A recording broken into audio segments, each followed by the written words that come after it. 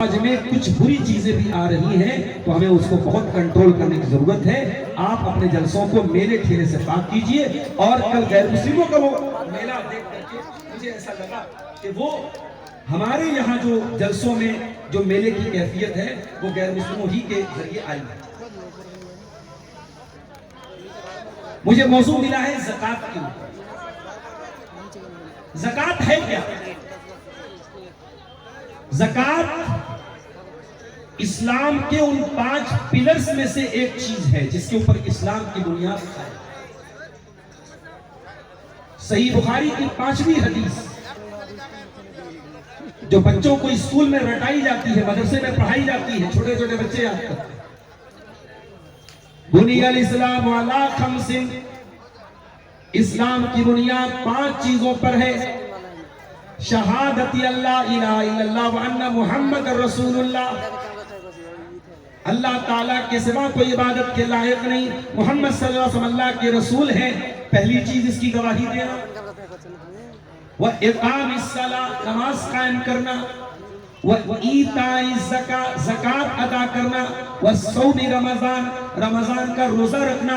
व हज्जिल बैति मन इस्तता इलैहि सबीला, और अल्लाह के घर का हज करना जो वहां जाने की ताकत रखता है। इसका मतलब यह हुआ कि इस्लाम के जो 5 पिलर्स हैं, तो इस्लाम की 5 बुनियादें हैं, उसमें से ज़कात।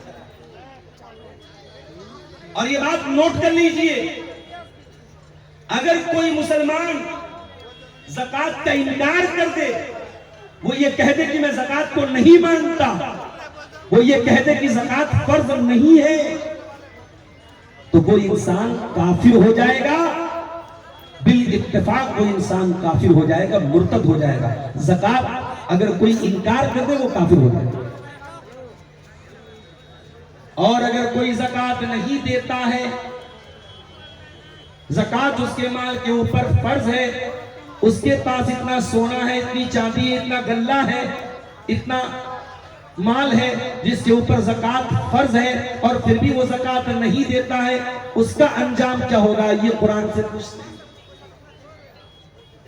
कुरान में अल्लाह फरमाता है सूरह तौबा की आयत नंबर 34 और 35 में, वल्लज़ीन यक्निज़ून अज़-ज़हब वल-फ़िद्दत वला युनफ़िक़ूनहा फ़ी सबीलिल्लाहि फ़बश्शिरहुम बिअज़ाबिन अलीम। जो लोग सोना चांदी इकट्ठा करते हैं और उसकी ज़कात नहीं निकालते हैं, उनको दर्दनाक अज़ाब की बशारत सुना दीजिए। दर्दनाक अज़ाब होगा। अल्लाह ताला इतना बोल देता दर्दनाक अज़ाब होगा, इंसान के डरने के लिए इतना काफी था। अल्लाह ने इतने पर बस नहीं किया, अल्लाह ने ज़कात चोरों के अज़ाब की डिटेल बयान की। कैसा अज़ाब है? फरमाया यौम युहमा अलैहा फी नारी जहन्नम फतुक्वा बिहा जिबाहुहुम व जुनूबुहुम व ज़ुहूरुहुम। जिस माल की तू ज़कात नहीं निकालता था, जिस सोने चांदी की तू ज़कात नहीं निकालता था, वो सोना चांदी क़यामत के दिन जहन्नम की आग में तपाया जाएगा, और उसके जरिए तेरे पहलुओं को दागा जाएगा, तेरी पेशानियों को दागा जाएगा, तेरी पेशानियों को, तेरे पहलुओं को दागा जाएगा, तेरी पीठ को दागा जाएगा, और कहा जाएगा हाज़ा मा कनज़्तुम लिअन्फुसिकुम फ़ज़ूक़ू मा कुन्तुम तक्निज़ून। ऐ ज़कात चोरों, ऐ अल्लाह की राह में ज़कात ना निकालने वालों, ये तुम्हारे ज़कात ना निकालने का पनिशमेंट है, ये तुम्हारे ज़कात ना निकालने की सजा है। और जानते हो, सबसे पहले पेशानी को दागा जाए। क्यों? ज़कात लेने कोई आता है तो सबसे पहले पेशानी पर बल पड़ता है। ये कौन सी मुसीबत आ गई? पहले पेशानी को दागा जाएगा, उसके बाद पहलू को दागा जाएगा। क्योंकि ज़कात जिसको नहीं देनी होती है, ज़कात लेने वाला आया देख करके पहलू बदल लेता है, पहलू को दागा, और पहलू बदलने के बाद पीठ दिखा करके भाग जाता है, इसलिए फिर पीठ को दागा जाएगा। पेशानी, पीठ और पहलू तीनों को दागा। ये तो एक अजाब होगा।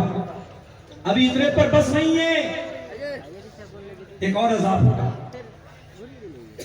अल्लाह के प्यारे नबी फरमाते हैं, सही बुखारी की रिवायत है, मन आताहुल्लाहु मालन फलम युअद्दि ज़काता, जिसको अल्लाह ताला माल दे और वो उसकी ज़कात ना निकाले, उसका माल क़यामत के दिन मुस्सिल लहू शुजाअन अक़रा, गंजे सांप की शक्ल में लाया जाएगा।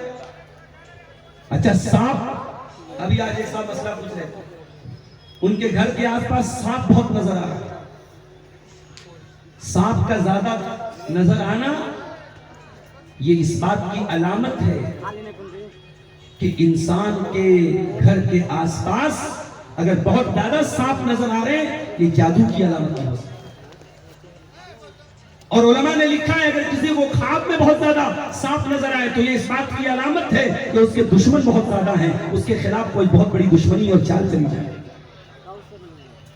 और सांप की शक्ल में कभी कभी जिन्नात भी आते हैं, इसलिए अल्लाह के नबी ने यह भी फरमाया, अगर सांप को देखो तो 3 बार कहो चला जा चला जा चला जा, अगर वो जिन होगा तो चला जाएगा, उसके बाद मार सकते हो। तो सांप तो ऐसे ही बहुत जहरीला होता है। अच्छा सांप अगर किसी को काट ले, तो आज इसी कटिहार के साहब ने मसला पूछा कि सांप काटने का विष उतारने का एक हमारे यहां मंत्र पढ़ा जाता है, मंत्र पढ़ते भाई बाकायदा, और कहते मैंने अपनी आंखों से देखा बहुत सारे लोग ठीक हो जाते, उनका जहर उतर जाता। मैंने कहा क्या पढ़ते हैं? तो उन्होंने बड़ा उल्टा सीधा कुछ पढ़ के सुनाया, अल्लाह मोहम्मद रखो पाए सहाय, कुछ ऐसे पढ़ के उन्होंने सुनाया और कहा कि उसके बाद सूरह यासीन भी पढ़ते। मैंने कहा हो सकता है कि कभी कभी ये जो सांप होते हैं जिन्नात की शक्ल में भी होते हैं, और शैतान भी जिन्नात ही में से है। हो सकता है वो कोई शैतानी जिन हो जो सांप की शक्ल में इंसान को काट रहा हो, ताकि इंसान शिरकिया कलाम पढ़े और उसका जहर उतर जाए। अगर जहर किसी को काट भी ले सांप और जहर उतारना है तो अल्लाह का कलाम पढ़ना है। सूरह फातिहा पढ़ सकते हैं आप, सूरह फलक पढ़ सकते हैं, सूरह नास पढ़ सकते हैं, शिरकिया मंत्र पढ़ने की और किसी शिरकिया मुशरिक ओझा के पास जाके उसको उतारने की बिल्कुल इजाजत नहीं। तो सांप कहां होता तो काफी था। फरमाया कयामत के दिन जो अपने माल की ज़कात नहीं निकालेगा, उसका माल गंजे सांप की शक्ल में, उलमा ने लिखा गंजा सांप ज्यादा खतरनाक होता है, गंजा सांप की शक्ल में आएगा। लहू ज़बीबता, उसकी आंखों के ऊपर 2 नुक्ते होंगे, युतब्बकुहु यौमल क़ियामा, और वो ज़कात न देने वाले की गर्दन में फंदा बन जाएगा। फयाखुज़ु बिलहज़िमतैहि, और अपने जबड़े में उसको ले लेगा और कहेगा अना कंजुक अना मालुक, ए दुनिया में अपने माल को जमा करने वाले, बैंक बैलेंस बनाने वाले, खजाना बनाने वाले, मैं तेरा माल हूं, मैं तेरा खजाना हूं। इतनी खतरनाक चीज है ज़कात को न देना। अगर कोई गैर मुस्लिम है और इस्लाम लाना चाहता है तो कुरान क्या कहता है? फ़इन ताबू व अक़ामुस्सलाता व आतवुज़्ज़काता फ़इख़्वानुकुम फ़िद्दीन। अगर ये लोग तौबा कर लें और नमाज कायम करने लगे और ज़कात अदा करने लगे तो ये तुम्हारे भाई है। इसका मतलब ये हुआ कि जब तक वो ज़कात ना अदा करे वो हमारा भाई नहीं है, वो मुसलमान नहीं है। इस्लाम के साथ अगर वो जुड़ेगा तो नमाज भी कायम करेगा, ज़कात भी अदा करेगा। इसीलिए जब अल्लाह के रसूल का इंतकाल हुआ, हजरत अबू बकर सिद्दीक का दौर आया और कुछ लोगों ने ज़कात देने से इनकार कर दिया और कहा कि ज़कात हम अल्लाह के रसूल सल्लल्लाहु अलैहि वसल्लम को देते थे और आपका इंतकाल हो चुका है, लिहाजा अब हम ज़कात नहीं देंगे। तो हजरत अबू बकर सिद्दीक ने उन ज़कात न देने वालों के खिलाफ जंग का ऐलान। हजरत उमर ने रोकने की भी कोशिश और कहा कि ऐ हजरत अबू बकर, ऐ खलीफे वक्त, ऐ अमीरुल मोमिनीन, अगर आप ज़कात न देने वालों के खिलाफ और ज़कात का इनकार करने वालों के खिलाफ अगर आप जंग करेंगे तो अंजाम सोच लीजिए, दुनिया क्या कहेगी, ये तो अपने ही लोगों के खिलाफ जंग कर रहे हैं। तो हजरत अबू बकर ने क्या कहा, वल्लाहि लौ मनऊनी इकालन, अल्लाह की कसम, अगर ये अल्लाह के रसूल के दौर में एक रस्सी भी ज़कात में देते थे या एक ऊँटनी का बच्चा भी ज़कात में देते थे, लकातलतुहुम, तो मैं उस ऊँटनी के बच्चे के ऊपर या उस रस्सी के ऊपर भी मैं जंग करूंगा जब तक उसको वसूल नहीं लूंगा। तो ये है ज़कात। ये ज़कात, इसका नाम ज़कात क्यों पड़ा? ज़कात के दो माना होते हैं, एक माना होते हैं पाक होना, एक माना होता है बढ़ना। ज़कात से आपका माल बढ़ता है और ज़कात से आपका माल पाक होता है, इसलिए ज़कात का नाम ज़कात रखा। और ये ज़कात का हुक्म क्यों दिया गया, इसकी मसलहत क्या है, इसकी हिकमत क्या है, इसकी लॉजिक क्या है? इसकी पहली लॉजिक ये है, आपके दिल से माल की मोहब्बत को कम करना। आप इंसान हैं, हम इंसान हैं, और हमारे दिलों में माल की मोहब्बत बहुत है। कोई अगर ये कहता है मेरे दिल में माल की मोहब्बत नहीं है, झूठ बोल रहा है। किसी के दिल में कम है, किसी के दिल में ज्यादा है, लेकिन माल की मोहब्बत है। जब आप अपने माल की ज़कात निकालें, 1 करोड़ का आपके पास माल है, 1 करोड़ में 2.5 लाख रुपया आप ज़कात निकालेंगे, 7.5 कुंटल आपके खेत में अनाज पैदा हुआ, 7.5 कुंटल अनाज का जब 10% आप ज़कात निकालेंगे, तब आपको एहसास होगा कि ये सब माल मेरा नहीं है, इस माल में अल्लाह का भी हक है, इस माल में गरीबों का भी हक है, इस माल में रिश्तेदारों का भी हक है। माल की मोहब्बत ऑटोमेटिक कम है। ज़कात का एक मकसद ये भी है, आपका माल पाक हो जाए। आप हलाल कमाई करते हैं, पाक कमाई करते हैं, लेकिन कुछ कभी कोताही हो सकती है, कुछ छोटी मोटी गलतियां हो सकती हैं, कुछ अनजाने में कुछ आपसे गुनाह भी हो सकते हैं। ज़कात आपके माल को प्यूरिफाई करेगा, पाक करेगा, फिल्टर करेगा। अब इसका मतलब ये मत समझ लेना हराम कमाई कर लो और ज़कात निकाल दो पाक हो जाएगा, ये मतलब नहीं है। जो अनजाने में कुछ हमसे गलतियां हो जाती हैं, ज़कात के जरिए वो मैल कुचल पाक होगा। ज़कात का तीसरा मकसद, समाज से गरीबी का खात्मा किया जाए। आज का दौर तो वो है गरीबी का नहीं, गरीबों का खात्मा किया जा रहा है, गरीबों का खात्मा किया जाए।